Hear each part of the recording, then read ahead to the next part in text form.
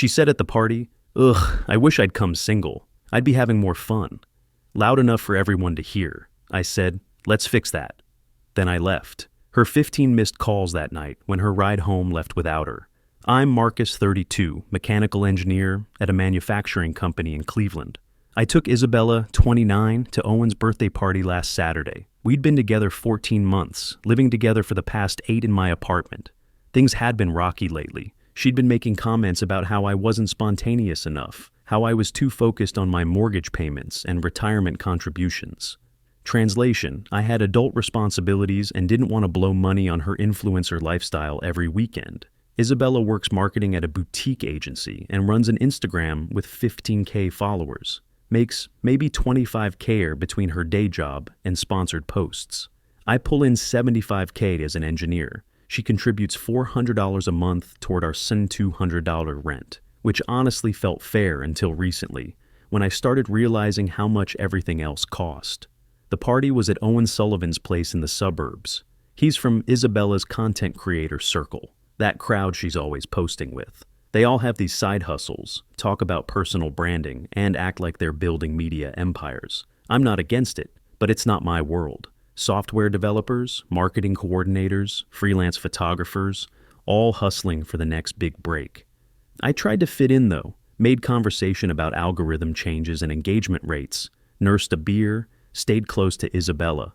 Owen's place was packed, music pumping from a Bluetooth speaker, people taking selfies for their stories, everyone talking about their latest projects.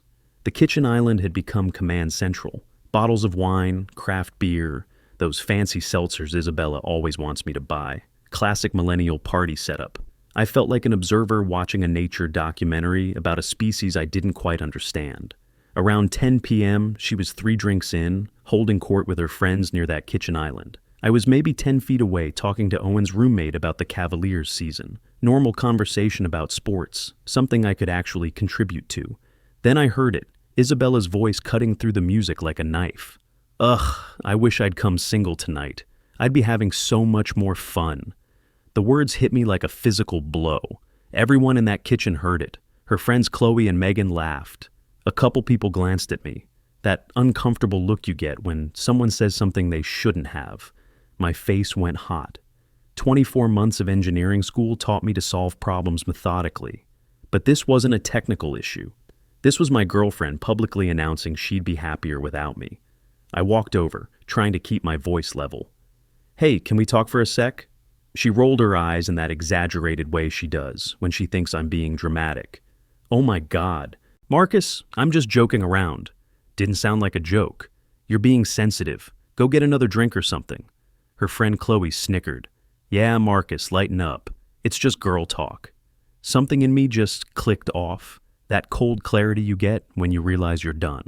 20 years ago, I might have slunk away embarrassed, maybe apologized for overreacting. But at 32, after working my ass off for everything I have, paying most of the bills while she builds her brand, after driving her to countless events, networking mixers, and photo shoots without complaint, nah. You know what? You're right. Isabella blinked, clearly not expecting that response. "What? You should have come single. Let's fix that." I pulled my keys out of my pocket. The metal felt cold and decisive in my hand. "Have fun. Find your own ride home." Her eyes went wide. The conversation around us started to die down as people sensed drama brewing. "Wait, what? You heard me. I'm leaving. You wanted to be single tonight? Congratulations." "Marcus, I was kidding." "Cool. Enjoy your night." I turned and walked toward the door. The crowd parted slightly, everyone pretending not to stare while absolutely staring. Heard her calling after me, her voice shifting from confused to panicked. "Marcus, wait. Come back." But I didn't stop. Didn't turn around. Didn't engage with the follow-up questions or explanations. Just walked straight to my car, got in, and drove away. In my rearview mirror, I could see people gathering around Isabella, probably asking what happened, probably getting her version of events. The whole drive home, my phone was buzzing non-stop in the cup holder, notification after notification. Part of me wanted to check, to see if she was apologizing, to see if she realized what she'd done. But I kept my eyes on the road and my phone face down. For the first time in months, maybe years.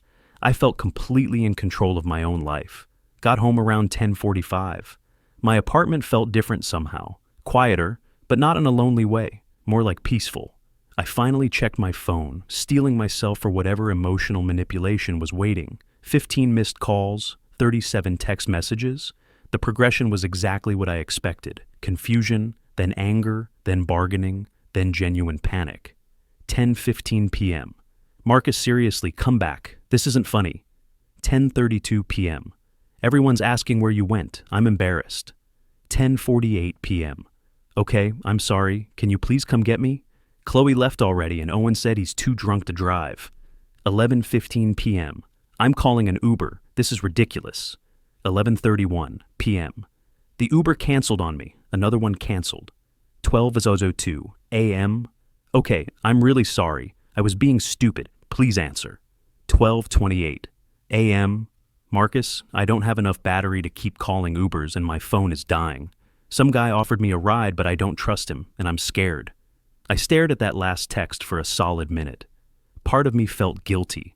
The part that had been trained for 14 months to drop everything when Isabella needed something.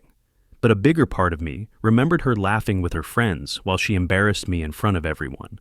Remembered the casual way she dismissed my feelings. Remembered how entitled she looked when Chloe backed her up. I typed back one line. You wanted to be single tonight. Figure it out. Then I turned off my phone and went to bed. Woke up Sunday morning to discover Isabella had figured it out. She'd gotten a ride from Owen's neighbor around 1:30 a.m. Some girl she barely knew who took pity on her. Cost her $35 in gas money, which for someone making $25K was actually significant. But that wasn't the end of it, not even close. Sunday afternoon, she showed up at my apartment. I heard pounding on the door around noon, aggressive enough that my neighbor's dog started barking. Marcus, open up. We need to talk. I looked through the peephole. She looked rough. Smudge makeup, same outfit from last night, hair a mess. The confident influencer persona was completely gone, replaced by someone who looked like she'd slept in her car. I opened the door but didn't step aside. Can I come in? Not really in the mood for visitors. Her face went red. Are you serious right now? You abandoned me at a party. I left a party. You stayed. Big difference. I didn't have a ride. You told everyone you wished you came single. Seemed like you didn't want me there anyway. I was joking around? God, why are you being like this? Like what? Someone who doesn't appreciate being disrespected in front of your friends? Disrespected? She actually laughed, but it sounded forced. You're so dramatic. It was one comment. One comment that everyone heard. One comment your friends thought was hilarious. They were laughing because it was funny. You're always so serious about everything. Then date someone less serious. Problem solved. She stared at me like I'd slapped her. What are you saying? I'm saying I'm done, Isabella. Done being your wallet while you build your Instagram empire. Done being the boring boyfriend you complain about to anyone who'll listen. Tears started forming, right on schedule. Isabella had this down to a science, the exact moment to turn on the waterworks for maximum impact. Marcus, please, I love you. I was drunk and being stupid. You know how I get when I'm drinking? You're right, it won't happen again because we're done. But where am I supposed to go? Most of my stuff is here. That caught me off guard. She had a point. Over the past 8 months, she'd gradually moved more and more of her belongings into my place. Her ring light for Instagram photos, camera equipment, about half her wardrobe, skincare products that cost more than my monthly utility bill. It wasn't just toiletries anymore. That was your decision. I never asked you to move everything here. Are you kidding me right now? We've been practically living together for months. You've been staying here because it's convenient and cheap. There's a difference. Isabella, you need to leave. Where am I supposed to stay? Not my problem. Maybe Chloe's place or Owen's, or literally anyone from that party who thought your joke was so funny. She started full-on crying now, the kind of sobbing designed to make me feel like a monster. 2 years ago, it might have worked. Hell, 6 months ago, it probably would have worked. I can't believe you're doing this to me. I didn't do anything. You made your choice at that party. I'm making mine now. She tried to push past me into the apartment, but I stayed in the doorway. Can I at least get some clothes? You can get your stuff Saturday. I'll have it ready. You're really going to make me wait a week for my own clothes? You really thought I'd just forget about last night and pretend nothing happened? She grabbed the few items she could see from the entryway, a jacket, her phone charger, a pair of shoes, and stormed out. Slammed the door hard enough that I heard my neighbor's dog start barking again. After she left, I felt this weird mix of relief and uncertainty. Not sadness exactly, more like the feeling you get when you finally quit a job you hate. Scary because it's a big change, but also liberating because you're not dreading Monday morning anymore. Monday morning brought the real drama. First text came from Chloe. You know Isabella cried all night because of you, right? You're a total jerk. Blocked immediately. Then Owen called around lunch. Dude, what the hell? Isabella's devastated. She's been texting everyone from the party. She'll get over it. Over a joke? You're really ending things over that? Did you hear what she said? Yeah, it was funny. She was just being Isabella. You know how she is when she's had a few drinks. Exactly. I know exactly how she is. You're being way too uptight about this, man. Cool. Thanks for your input. I hung up and added Owen to the blocked list. Funny how quickly people pick sides when they weren't the ones getting humiliated. Tuesday brought the Instagram story. Isabella had posted a long rant about toxic relationships and emotionally abusive men who abandon you for one mistake. She tagged it with about 20 mental health awareness hashtags and got hundreds of supportive comments from people who only knew her side of the story. I didn't respond, didn't comment, didn't even like or share anything that could be construed as sub-tweets, but I did screenshot it just in case. Wednesday, Isabella's sister Zoe called. I almost didn't answer, but curiosity got the better of me. You left my sister stranded at a party in the middle of the night. I left at 10 p.m. She stayed at a party with dozens of people she knew. She had to get a ride from a stranger. She got a ride from someone at the party after her friends left. That's called consequences. For what? Making a joke? For publicly humiliating me and then acting like I should. Just take it. You're unbelievable. She gave up her apartment to move in with you. She gave up her apartment because her lease ended and she didn't want to pay rent somewhere else. I never asked her to move in permanently. She's been staying on my couch since Sunday and she's a mess. You need to apologize. I'm good, thanks. You're heartless. I'm someone who finally stopped letting your sister treat me like a convenience store. There's a difference. She hung up on me. Added her to the blocked list too. Thursday brought the stuff, pickup drama. Isabella texted from a new number about getting her belongings back. The real stuff this time. Her ring light, camera equipment, tripod, about half her wardrobe, and those expensive skincare products she'd accumulated over 8 months of basically living here. You can pick it up Saturday between 2 to 4 p.m. Let me know when you're coming. Can't you just drop it off at Zoe's? Nope. Why are you being like this? I'm not your delivery service. You want your stuff? Come get it. I'm not coming there alone. Bring Zoe or Chloe or Owen. I don't care. Saturday came. She showed up at 2:30 with Zoe and another friend I didn't recognize. I had everything packed in boxes by the door. Took me 3 hours Friday night to gather it all. Amazing how much stuff she'd accumulated without me really noticing. I opened the door and handed Zoe the boxes. Everything's there. Isabella tried to look past me into the apartment. Can I just check to make sure? No, everything you left is in the boxes. What about the $200 I gave you for utilities last month? I actually laughed. You gave me $400 for rent. You never paid utilities. I gave you cash for the electric bill. Isabella, you pay $400 rent. That's it. I pay mortgage, utilities, internet, groceries, gas for your car rides. Everything else? Zoe jumped in. She said she was contributing equally to household expenses. Then she lied. Check my bank statements if you want. Her $400 rent payment shows up every month. That's it. Isabella's face went bright red. I can't believe you're being this petty over money. I'm not being petty. I'm being accurate. You never paid utilities. You never bought groceries. You never put gas in my car despite me driving you everywhere. I was your girlfriend. You're supposed to take care of me. And there it was. The entitlement fully on display. No pretense left. We're done here. I closed the door and locked it. The week after the pickup, Isabella went completely nuclear. She and her friends started leaving reviews on my company's Google page. Nothing directly about me, but stuff like, this company employs people with questionable character, and Would never work with a business that hires men who abandon women. Thursday morning, my manager Rick called me into his office. I explained the situation calmly. Ex-girlfriend mad about breakup, leaving fake reviews. He actually laughed.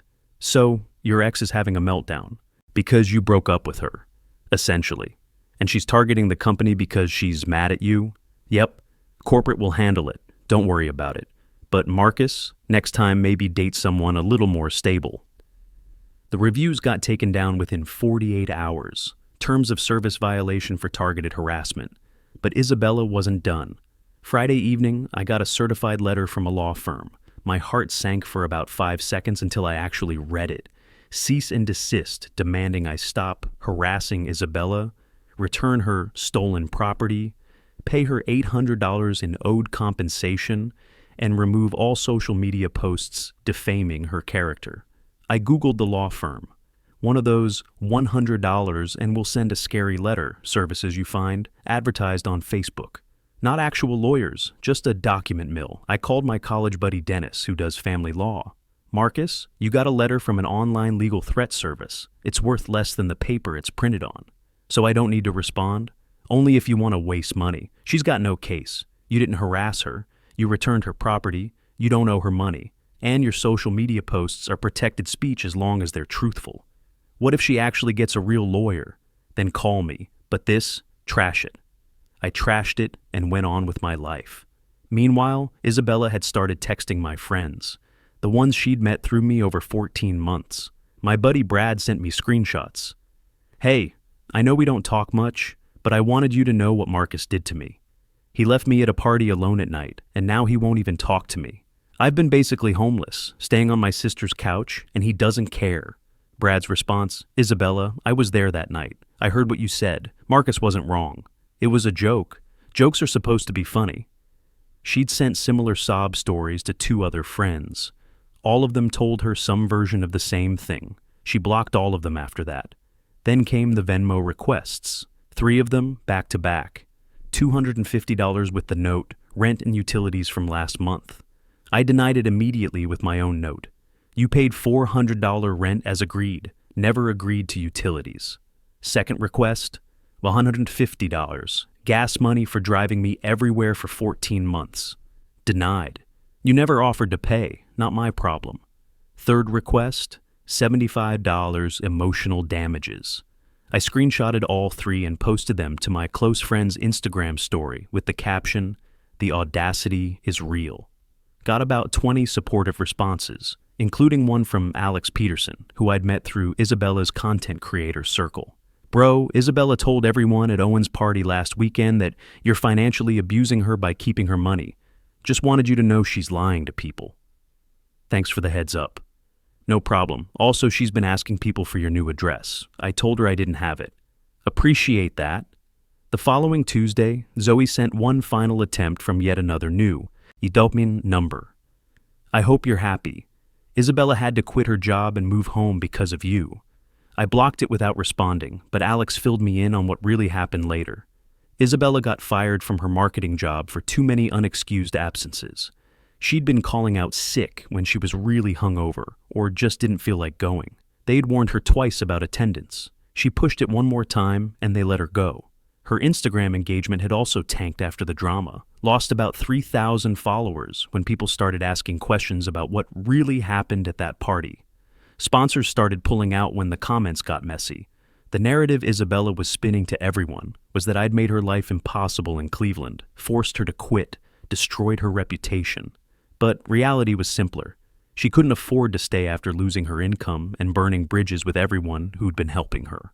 Owen finally told her she needed to find somewhere else to stay, after she kept expecting him to pay for food and gas. When he asked her to chip in for groceries, she called him cheap and entitled. He kicked her out the next day.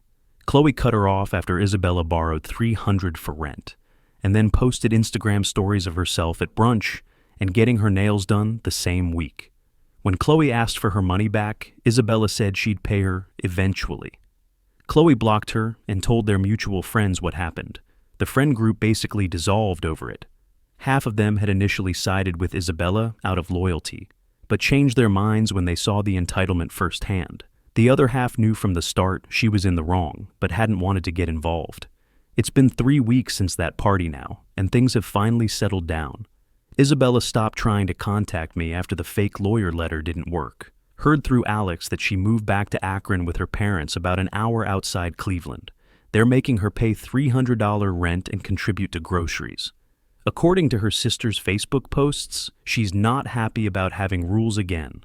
Alex invited me to a barbecue at his place last weekend. Good group of people, mostly other engineers and a few teachers.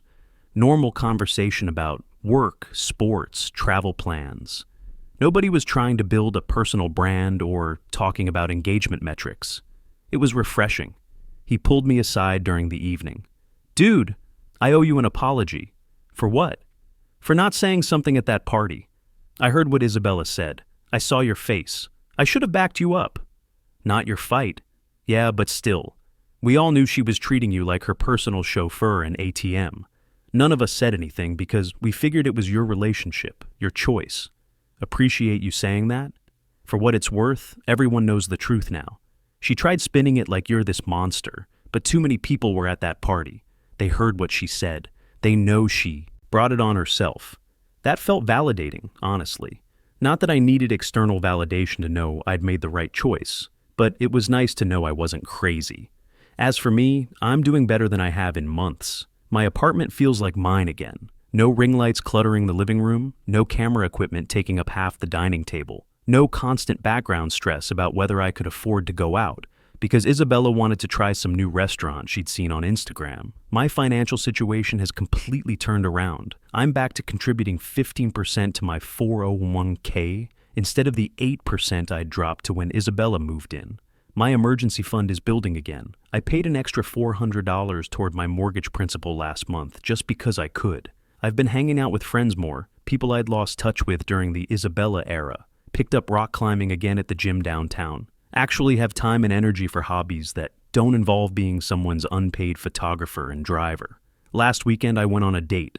Coffee with someone I matched with on an app. Sarah, 30, nurse practitioner at Cleveland Clinic. She has her own place in Lakewood, drives her own car, pays her own bills. We talked about books and travel plans and her work in the cardiac unit. She insisted on paying for her own coffee, which honestly felt revolutionary after 14 months of Isabella expecting me to cover everything. "So, what happened with your last relationship?" she asked. Direct question, no dancing around it. "We wanted different things. She was more focused on lifestyle and social media. I'm more focused on long-term stability." "That makes sense. I dated a guy last year who was always posting about our dates before we'd even finished eating. It was exhausting. We talked for 2 hours. She didn't take a single selfie, didn't check her phone to see how her latest post was performing, didn't hint that I should pay for her parking or gas or anything else. Just normal adult conversation between two people getting to know each other. My therapist says I was in a pattern of accepting less than I deserved, that Isabella's behavior was emotionally draining and financially manipulative, but it happened gradually, so I normalized it. The party comment wasn't the real problem. It was the final straw after 14 months of being taken for granted. Looking back, the red flags were everywhere. The way she never offered to pay for gas despite me driving her everywhere. The way she complained about my apartment but wouldn't contribute to rent. The way she'd make plans with her friends and just expect me to fund them. The way she'd criticize my financial priorities while benefiting from my stability. I ignored all of it because I thought that's what relationships were, compromise and sacrifice. But there's a difference between compromise and being a wallet with legs, between supporting your partner and enabling them. The funniest part is she really thought I'd come crawling back, that the threat of losing her would scare me into apologizing and taking her back, that I'd be so desperate to not be alone that I'd accept being disrespected and used. Instead, I'm here, single, financially stable, and genuinely happy. She's back home with her parents, unemployed, friendless, and learning that actions have consequences. Some people might think I was too harsh, that leaving her at the party was petty. Maybe it was, but it was also the wake-up call I needed. The moment I realized I'd rather be alone than be with someone who didn't respect me. Got a text yesterday from Alex. Isabella asked Owen for your new number at some event. He told her he didn't have it. Thought you should know she's still not over it. Thanks for the heads up. No problem. Also, you seem way happier now, like noticeably less stressed. He's not wrong. I'm sleeping better. My job performance has improved. I have actual money in my checking account at the end of each month. I'm not the one who screwed up here. I'm not the one who publicly humiliated my partner. I'm not the one who expected someone else to bankroll my lifestyle while contributing the bare minimum. I just stopped accepting disrespect. And if that makes me the bad guy in her story, I'm completely fine with that. Because in my story, I'm finally the main character.